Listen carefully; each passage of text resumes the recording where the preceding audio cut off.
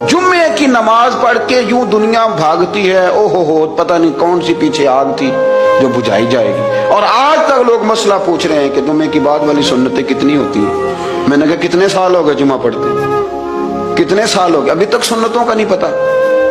अभी तक ने इल्म के पहले कितनी रखते हैं और बाद में कितनी रखते हैं। फजर की सुन्नतें कब पढ़नी चाहिए, सुनो फजर की सुन्नतों के बारे में। मेरे रसूल करीम सैयद आलम सल्लल्लाहु ताला अलैहि वसल्लम से एक सहाबी ने पूछा था, हुजूर मेरी फजर की सुन्नतें रह गईं या रह जाती हैं तो हुक्म क्या है, क्या अंदाज है हुजूर का।